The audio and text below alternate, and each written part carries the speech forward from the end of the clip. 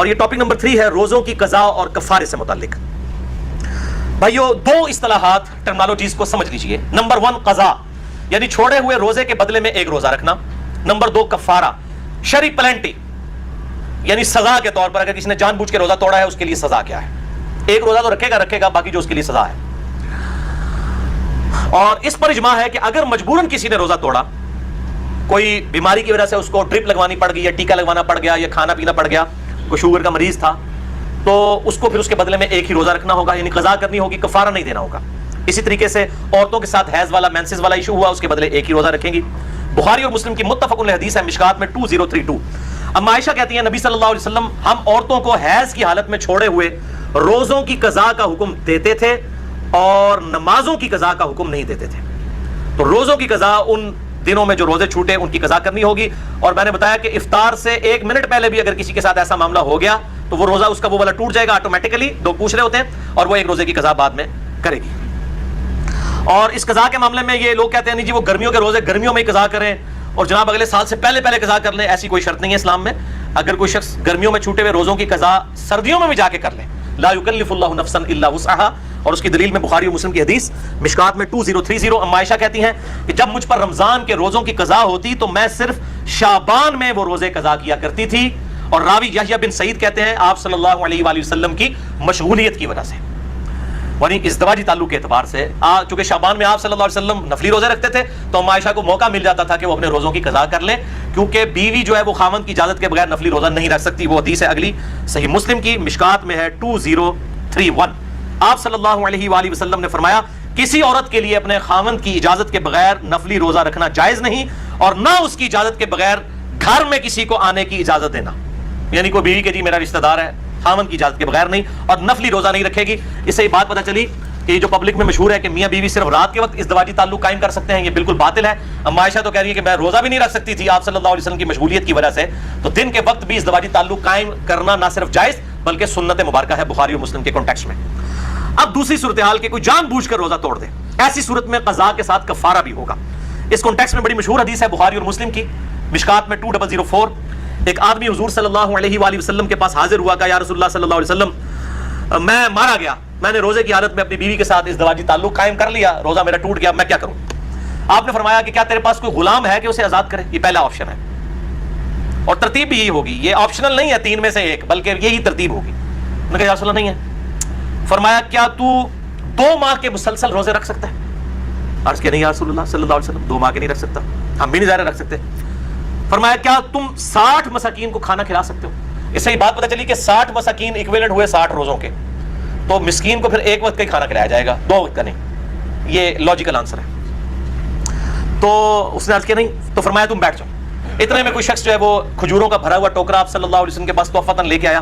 آپ صلی اللہ علیہ وآلہ وسلم نے وہ جو ٹوکرا تھا اس کی وجہ سے آپ نے فرمایا کہ وہ روزہ توڑنے والا کدھر گیا, اس کو بلا کے کہا یہ ٹوکرا تو لے جا اور اس ٹوکرے کو مدینے کے غرباء میں تقسیم کر دے, پھر روزے کا کفارہ ادا ہو جائے گا.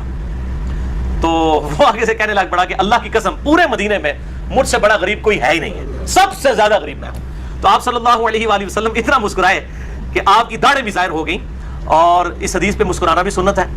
اور آپ صلی اللہ علیہ وسلم نے فرمایا کہ جاؤ تم خود ہی کھا لو, تمہارے روزے کا کفارہ ادا ہو جائے گا.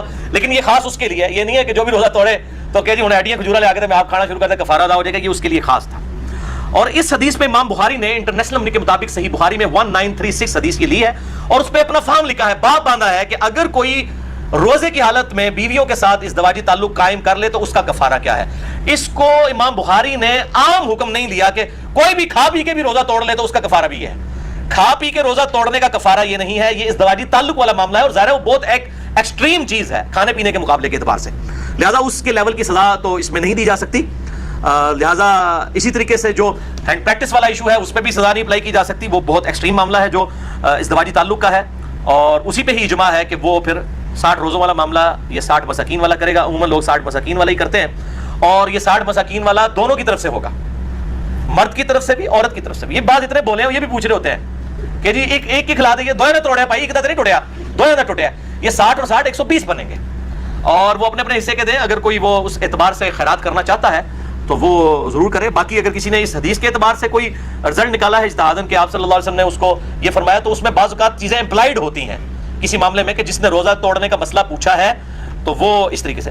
جو ملی بھگت سے معاملہ ہوا ہے اس میں تو ظاہر دونوں کو رکھنا چاہیے. اگر کسی نے زبردستی والا معاملہ کیا ہے تو پھر صرف مرد کو رکھنا چاہیے. اور بہرحال اس حوالے سے اجتہاداً کوئی بھی ایشو اڈاپٹ کیا جا سکتا ہے. اب رہا کھا پی کے روزہ توڑنا، تو اس کے بارے میں ایک ضعیف روایت ملتی ہے اور اس کو سپورٹیو ایک تابعی کا صحیح قول بھی ہے. پہلے ضعیف روایت سن لیں. یہ روایت جو ہے وہ مقطوع ہے، مرسل ہے، چھوٹا ہوا واسطہ ہے اس کا. المصنف ابن ابی شیبہ میں انٹرنیشنل نمبر کے مطابق 9774.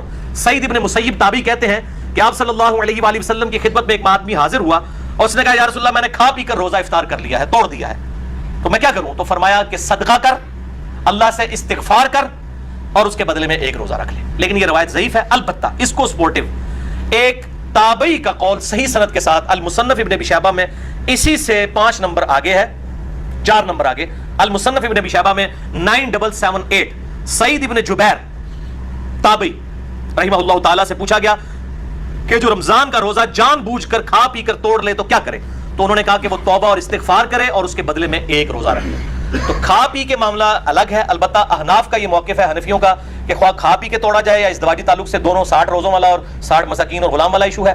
البتہ محدثین کی اکثریت کا یہی موقف ہے کہ کھا پی کے معاملہ الگ ہے اور وہ بھی جو ہے وہ استغفار بھی اسی صورت میں ہے اگر کسی نے جان بوجھ کے کیا، اور اگر کسی نے مجبوراً بیماری کی وجہ سے کیا تو صرف ایک روزے کی قضا کر لے، اور اگر اس پر قادر نہیں ہے تو ایک جو ہے مسکین کو ایک وقت کا کھانا کھلا دے فدیے کے طور پہ. انشاءاللہ اگلی دفعہ 5 پوائنٹس ڈسکس کروں گا.